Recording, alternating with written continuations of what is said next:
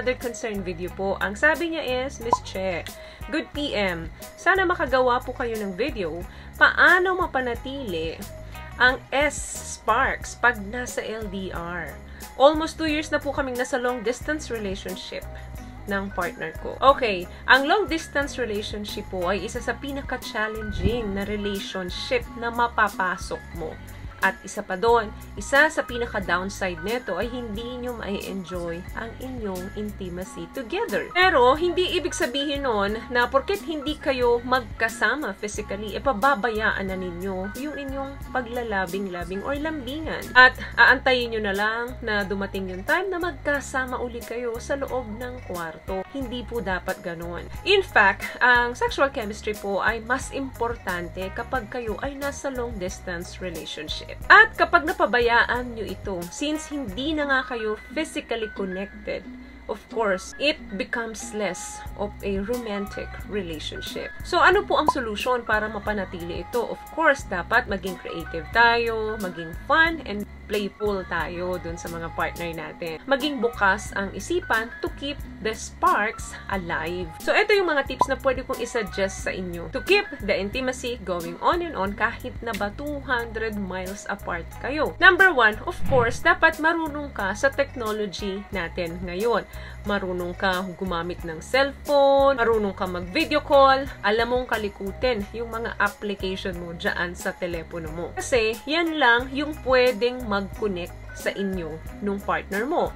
Kailangan magkaroon ka ng initiative. Mag-send kayo ng sexy picture or yung malalanding text dun sa mga partner ninyo para nananatili yung init dun sa isipan niya. Kasi yung ibang couple, puro pera na lang ang pinag-uusapan tungkol sa mga anak, tungkol sa mga problema. So, sa kanilang dalawa, napapabayaan na nila. Number 2, dirty talk. Kinakailangan na huwag seryoso madalas yung pag-uusap ninyo. At bigyan nyo ng chance na i-reminisce yung inyong mga sexual activities before nung magkasama pa kayo. At mag-fantasize kayo about doon sa mga susunod na encounters ninyo together. Another thing, put it in writing.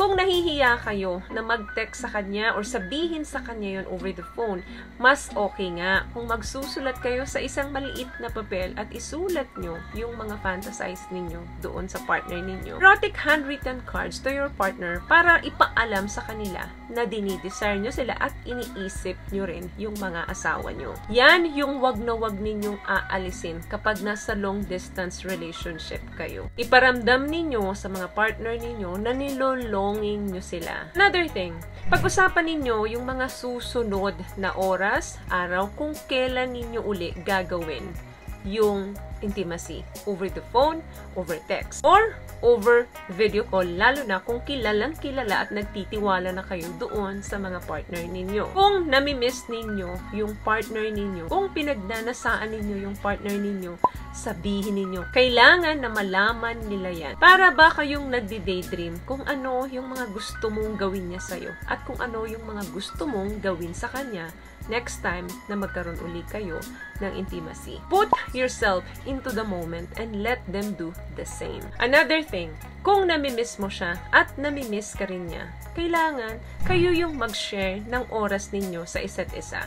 Huwag na huwag ninyong isi-share sa iba yan. Pwede naman kayo magsarili together. Huwag kayong mahiya mag-initiate dun sa partner ninyo kahit na babae or lalaki ka pa. Masaya ninyong pag-usapan over the phone yung mga plano ninyo or kung may plano kayong gumamit ng mga toys, ipaalam ninyo sa partner ninyo yan. Pwede rin kayo mag-try ng mga role-playing kapag magsasagawa kayo ng pagsasarili para naman mas mabuhay ang pagkamis ninyo doon sa mga partner ninyo over the phone. That way, mas papaparamdam ninyo sa mga partner ninyo na parang nandyan lang sila kahit na ang layo-layo ninyo. Parang nandyan lang kayo palagi sa kanya. Malaking tulong po ito para laging nag-ignite yung relasyon ninyo. Always keep the fire burning. Importante po ito lalo na kung nasa long distance relationship kayo. Dahil ito lang yung pagkakataon na maiparamdam nyo sa partner ninyo na kahit malayo kayo sa isa't isa, ay napupunuan nyo pa rin ang mga bagay na ito. Kung kinakailangan manood kayo together ng mga pelikulang magpapabuhay ng dugo ninyo, yung mga movie healthy na magpapabuhay ng dugo ninyo, do it. At bigyan nyo ng feedback kung ano yung pinaka nagustuhan mo doon na gusto mong gawin niya sa'yo. At ganun ka rin sa kanya. Walang masama doon guys dahil mag-asawa kayo. Kung nahihiya naman kayong magpakita or natatakot kayo, may pag-aalinlangan kayo, pwede namang over the phone lang. Kahit na hindi kayo nakikita, very effective yan dahil tulad ng sinasabi ko lagi, ang pinakamalaking sex organ natin ay nandito po. Ang brain po natin, ang pinakamalaking sex organ natin. Importante po na bukas ang isipan ng bawat isa sa inyo kapag may plano kayong gawin ito. Ito ay magpapatibay ng relasyon ninyo, lalo na kung malayo kayo. So, yun lamang guys ang video natin for today. I hope may nakuha po kayong tips sa mga pinag-usapan natin. At kung nagustuhan niyo po ang ating video, please give it a thumbs up, comment down below, and also share this video na rin po sa mga kaibigan na sa tingin niyo matutulungan ng video natin. Once again, palagi po kayong mag-iingat at palagi po kayong manalangin. Thank you guys for watching and see you on my next one. Always love yourself and be a blessing. Bye!